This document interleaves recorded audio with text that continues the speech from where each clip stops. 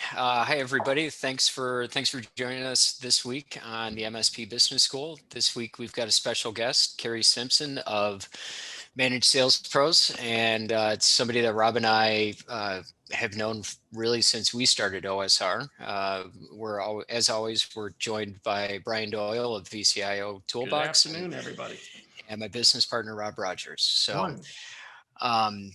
Carrie, we wanted, I reached out to you. I've been meaning to have you on for a while now, and with everything that just happened with Managed Sales Pros and the sale of not Managed Sales Pros, but the other one, we are really interested to know just how that all played out and what it's been like. Well, when the pandemic hit, that's probably like the beginning of the story. And for anybody who doesn't know Managed Sales Pros, we started in 2013, in the kitchen of my apartment in Winnipeg. And then I went to run a call center for a company called the Eureka Project, which was a technology incubator in Manitoba, sponsored by the Canadian government. So I got to build $1 million call center there. And then when the government cut the funding, they said, hey, well, why don't you just take the clients that we've already built here, like the ones that want to stay, and we'll incubate your company here. You just start your own bit, like start over again, essentially was what they said. But they gave me the ability to work with like legal personnel and accountants and people I just wouldn't have had access to otherwise as a startup. So I got kind of a head start with my business in Canada. And we started Everywhere Managed, which is the other company, when we landed a large vendor contract. So our first big vendor contract was OpenDNS. And then we were kind of called on the slide by a woman who worked with us at Enable for a bit. She went over to Aisle8, and Aisle8 launched their North American partner channel with Managed Sales Pros. But when they did that, they assumed that we were a US company with a US call center. And we were a Canadian company with a distributed call center. So we signed the contract, and then they wanted to come tour the call center. And I was like, yeah, no problem. Like, so there's only two places you can fly direct to from Winnipeg, and that's Orlando or Las Vegas. And I was like, Orlando, no. Vegas, obviously. Flew to Vegas, rented one of those like team rooms in a like one of those like similar to where I was at Eureka Project, but without the government subsidy. Rented a Teams room, bought some used cubicles and some chairs. I'm not kidding, 10 Chromebooks. We hired a bunch of people off Craigslist. They came to tour the call center, and it's been great ever since. That's awesome. So we weren't even sure that we would stay in Las Vegas permanently, and I didn't have an EIN, I didn't have a social security number, I didn't have any. I just like whatever, just start the call center, we'll figure it out. So we got shut down for a workers' comp violation. Somebody got shot in the face with a Nerf gun, and that's kind of like where we're like, all right, we have to be a real business now. So we did well on that contract. It was a great engagement for us, and that kind of set off the rest of the dominoes, right? Dado came to work with us for 4 years, and that was a huge feather in our cap. And then Huntress worked with us for 4 years, and we built a fairly robust practice in the US, but it was for a company that nobody had ever heard of. So Everywhere Managed was originally, my idea was kind of like Tim's idea for the 20. I thought that Everywhere Managed would be like the face of the brand, and then we'd partner with some managed service providers around North America, and we'd be the sales engine and the marketing engine, and then they would do all the tech support on the back end. And I wanted to test that, so I put together Everywhere Managed as like pretty much a fake MSP. And then we started training our managed services callers using this fake MSP. And so we had like landing pages in every city that we had projects in, and we just like grind out calls for this imaginary company. And then we'd schedule appointments, and then we'd sell them to the market. And nobody, like, what surprised me the most was no one ever was surprised when a different company showed up for the meeting, right? So they were supposed to meet with Everywhere Managed, but they meet with like Joe's IT or whatever, and like no one was ever surprised. So Everywhere Managed just didn't really exist other than to be a fulfillment center for Managed Sales Pros, but that ended up being the lion's share of our company. So we were probably around the 2 million Canadian mark when we came into the US. And then we built the US business to about 2 million as well. And then the company that purchased us was a company out of Austin called EB Quick Start, and they were really, we were having a staffing problem. We could not staff through the pandemic. We didn't have to lay anyone off. We could have hired 20 more people easy. We had a multi-million-dollar pipeline that we could not support from our Las Vegas office any longer. And when I called EB Quick Start originally, it wasn't to sell my business. It was like, hey, can you take some overflow? Like the same, like we talked about that a couple of times through the pandemic. Like, what are you guys doing for staffing? Where are you finding your people? I had like my team, like we printed off flyers. I was giving out signing bonuses. We doubled our base salary. I had my team like on the Las Vegas Strip handing out like almost like those like girls, like come work for us, come work for us, come work for us. And that actually worked. We got like maybe 6 people in, but we needed like 20. And we just kept like watching. I was going to like watch my reputation start tanking as we weren't able to deliver what we were promising. Signing business has never been a problem, right? Like nobody wants to do any cold calling, and we'll do it for you. And you know, people are usually lined up waiting for a spot, so that's a great problem to have unless you can't staff. So when I called EB Quickstart, I was like, hey, we need a little support. And I mean, my margins are pretty healthy, and I didn't really want to give them up, but you know, in this case, it was like, I want people to get what they're paying for. So can you help us? And he's like, how about I just buy you? Done. Right, so the deal happened super fast. I mean, it was an asset purchase, so he didn't have to worry about my PPP loan. He didn't have to worry about you know, the building or any of that. So it was a fairly fast and simple transaction. It was the third time we'd had a conversation about acquisition, so it was simple and fast. And like, I like EB Quick Start. They're a good company. You know, I was happy to be rid of the day-to-day burden of managing call center employees. That was before the pandemic. I was completely out of the business. Like I had a year-long sabbatical planned. I was going surfing. I was done. And then the pandemic hit, and just right back into the business, right? Like I just spent 6 years slowly working my way out of it. We implemented Traction. That was a huge, huge thing for us. And I got to the point where I could literally walk away from the call center. It was just a nice little ATM machine for me. And then the pandemic just like,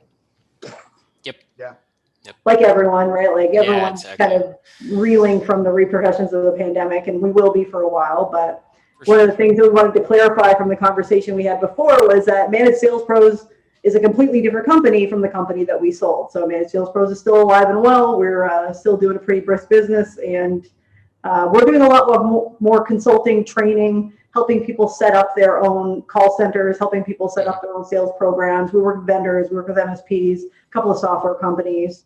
So it's still pretty healthy, and I'm launching a new business as well. What are you launching? Do you want to talk about it?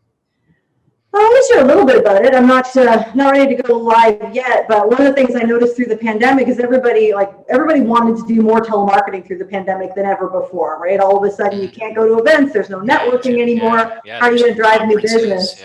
All of a sudden, the people that were too good for telemarketing are like, hey, Carrie, I know I made fun of you a couple of years ago, but can you help us out? So I kind of watched the market and what are they doing? How are they trying to attract new business? And then what are people like complaining about the most? And what I noticed was they came out of the gate really strong, right? Everyone's like, okay, we're going to do webinars. We're going to do them every week. And we're going to have guests on. We're going to do this. And so you could see then you see the quality of the webinars dropping.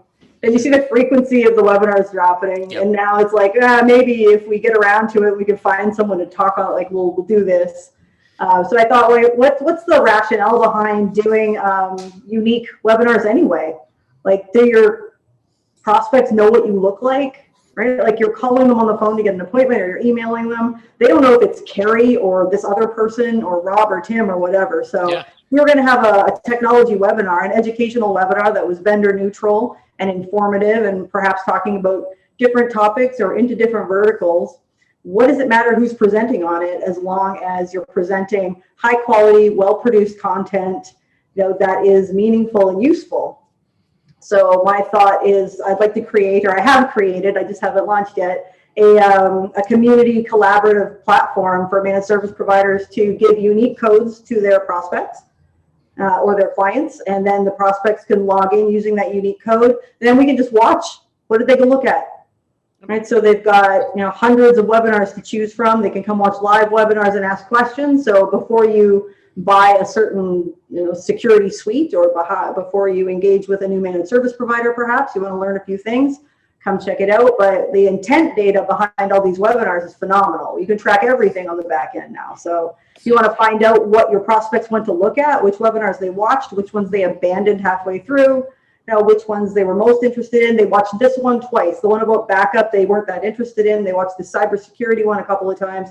3 different people from the company logged in to look at this one. So I think that the intent data that comes from the end users is probably more valuable than anything else in this this concept. Yeah. But I see no reason why every MSP in North America is trying to come up with interesting content to publish themselves. You guys got better things to do? We'll look you up. Very Yeah, cool. no, I think that's a huge very need. I think interesting. I think you've touched upon a few things, through that conversation. One, I'd like to hear a little bit more, or I guess I want to make a statement around what you did out in Las Vegas, kicking that off. One of the biggest things I see out in the marketplace is analysis paralysis, right? You talk to these MSPs and they're always talking about they got to get their product stacked together and this together and that together. But you know what? Opportunity comes calling and it doesn't wait for you, right? So, I really, I love the way you approach that, because that's really what life's all about. When you see an opportunity, you got to make it happen and then figure out how to overcome the challenges that come with it, right? And not worry about, do I got everything lined up perfectly in the last marketing slick, as you will, to get out the door with. So that's awesome. The other thing that I think is pretty awesome is that you were able to create a deal that kept your revenue and your income stream going too, to make an asset sale with only part of your company and be able to keep the brand that everybody knows. Kudos to you, because that's a strong move right there, making that happen and getting that done. So, It was all kind of accidental. Wow. Like if you had told me how wise of a business decision that would have been, 5 years ago. Yeah, tell me that when I'm locked in Canada because I can't get my US visa approved because there's a 12-week backlog. I can't legally work for my own American business. I can't go into the US to conduct business. So I'm flying to Jamaica so that I can fly back into the US on a connection and then abandon the flight and go work for a couple of days and then fly back to Canada. It got complicated for a while. Never thought that was going to be right. But to your point, I know more about immigration law than I ever wanted to know at this point. And you know what? You can keep that to yourself for now. No, but all kidding aside, what I was keying into though is what you're starting to talk about, and that's really, look, the whole sales cycle is a lot different than it once was, right? And certainly the cold calling is, I think, a much needed necessity, and certainly Rob and Tim and I have always talked about it and believe in it. But you are coming upon that. It's really about finding user intent and then finding those areas to be more strategic in your selling. So, that's an interesting concept that you've got. And when you talk about like the webinars out in the marketplace, there was almost like webinar fatigue on both sides, right? Everybody was out there giving them, everybody was out there listening to them. And there's really only so much you can say about these topics. How much can you talk about backup that's different, right? So really giving the customer the opportunity to involve themselves in what they want is an interesting concept. From someone who has done a webinar and a blog post every week for the last 7 years that essentially says cold call more often. That's my whole shtick, and I've been doing that for 7 years. It's like, how many more ways can I write a 1,000-word article about cold call more, cold call better? Yeah, but the thing is, people are, I mean, you know that, and we all know that here, but they need to keep on hearing it.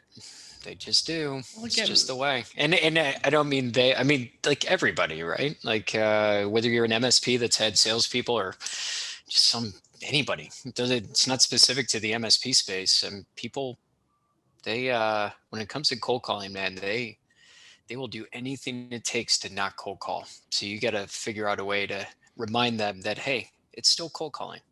If I can make the same amount of money just cold calling all day that I make running a cold calling business, I would spend my day cold calling. I don't understand people's resistance to it. I love talking to people. I love telling people what I think. I'm awesome at that. So, like the idea that I could talk to other business owners all day, every day, and just ask them questions about how they're solving problems, right? As business owners, we have the opportunity to talk to our peers on a regular basis, but how often do you get to roll up your sleeves and kind of dig into what's going on in your business right now? Even if they don't need IT support, I'm always surprised that like business owners aren't calling into their market and just talking to other business owners about what would be helpful to them. Like you could build a referral network and you'd never have to make another cold call again, but people just don't like that initial like, oh, well, it's exactly, it's personality based, right? If you are, we have so many technology led companies, right, in our industry, and those guys, it's really out of their comfort zone to pick up the phone and engage with somebody and, have a just very simple, casual conversation. But you're spot on. I always, with the clients I deal with, it's always about learning more about them, because the more they tell me about them, the better our product can ultimately be and the better our services can be, because you guys know what's really going on. I'm 2 steps removed at this stage from what's going on in the field. Oh, people are still picking up their phones. So yeah, they are for sure. So what's it like being on the other side? Not having well, if it wasn't for the constant insomnia, I'd probably be sleeping in. But like through the pandemic, of course, my family is in Canada and my oldest daughter's going to school in Spain. So it's not, I don't have any parental responsibilities and I don't have any employees. Yeah, right. So it's been, all I'm doing right now is like signing deals for Managed Sales Pros, and I partnered with I'm a sales agent for the company that bought my company, and then I have relationships with a couple of other call centers. So Managed Sales Pros is a sales agent, I guess, more than anything else right now. I've got a couple of big consulting projects that I'm working on. I'm finally writing the book I said I would write like 10 years ago. So I mean, there's lots of stuff to keep me busy, but it's nice not having. I need a schedule just to maintain any sort of productivity, right? Like I can get up whenever I want, do whatever I like. That's nice. But there's like things that I want to do every day. And if I don't make a list every day and start checking stuff off, I can like, my whole day is like 4 o'clock. I'm like, what did you do today? You're still in your pajamas. Did you brush your teeth? Yeah. Trust me, we understand that. We had to get dressed today to be on this video. I know. I had to put on like a nicer shirt, a nice-ish shirt. If it wasn't so cold in my office today, I would have worn a Halloween costume. But gotta keep it interesting. My last webinar right before I sold my business, I just smoked a cigar through the whole thing. Now you're talking. So I'm going to digress, guys, because I have to. So what do you like smoking? Yeah. It depends on how much I've had to eat. Like if I'm smoking after dinner, I'll smoke a heavier cigar, but I usually go for more medium profile things. Lately, I've been smoking a lot of Drew Estates, not because I'm a huge Drew Estate fan, but because it's readily available. There wasn't really a shortage, but like the stores all closed, and I've got a pretty decent humidor, but no, I think it's on a moving truck right now. Well, I'd love to hear about that offline, because I tell you what, Canada, so. I can't seem to get my hand on any Liga Privadas right now, and only the Undercrowns. But anyway, we'll have another conversation. I bought the T52s yesterday, I think. Yeah, I've been trying to pick up the number 9s. I did get a couple T52s recently, but anyway, that's another conversation we can have another time. I was going to say for everybody on our thing, but I always get excited when I find cigar smokers out there. I was just going to say, Carrie, one of the dream jobs of Brian, or career moves, we'll call it, is to own a cigar shop. So that's my what are the margins like on that? That's my post software. I want to do it just for the hangout after the software. Margins in retail are like what, 8%? It's not about that. It's about the hangout at the end of the rainbow. But anyhow, so Tim, I know we're running out of time. Shall we jump into the speed round? Yeah. So maybe if I can. Yep. Got him now. All right. So at the end of each podcast, we just do 5 quick questions. Just okay. First is talk, text, or Teams. What? Talk, text, or Teams. Talk. Okay. Music, movies, or TV. Music. Okay. What age do you want to retire? Meaning, how old are you now? Because you already basically retired once. So, I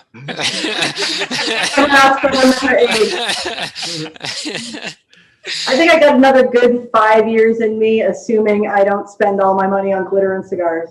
There you go. Mac or Windows? Windows. And if you could do anything outside of what we've done in the sales world or what you've done in the sales world, what would it be? Like, what would I do for a living, or what would I sell? Yeah. No, What's your next big gig? Yeah. What's your next thing? Well, I'm going to start this webinar company. Yeah. I mean, I guess I'm good, right? Like, I never really aspired to yacht level finance. Yeah. Working with EO really changed the way I looked at my money, and like like in my mind when I started the business and when we started Traction, I was like, oh, we're gonna be a $10 million business, we're gonna do this, we're gonna do that, and then when I did the math backwards on what I actually needed to live on, like, wow, I actually don't need $10 million to never work again. As a matter of fact, I can probably never work again as of right now if I maintain my current spending pattern. So, I mean, retirement isn't like, I'm a little young to retire yet. I travel about 12 weeks a year already. That's going to go up to about 26 this year. So, I'll work 2-3 hours a day. And unless, I don't know, like if it sucks to be in startup mode again, I'm just going to abandon the whole thing and start. Awesome. Very cool. Yeah. Thank you for joining us today. No problem. All right, Brian, you want to take us home? You do this better than we do. Yeah, just the ball to just me. have at it, man. Just Just do it, have at it. Brian. Yeah. No, that's yeah. great. So, look, want to appreciate, thank Carrie again for joining us today. Really appreciate that. This will be posted within the week at mspbusinessschool.com. So feel free to check us out there. And of course, anywhere you get your podcasts. Any closing thoughts, guys, before we wrap up? No, just All right. appreciate having you on.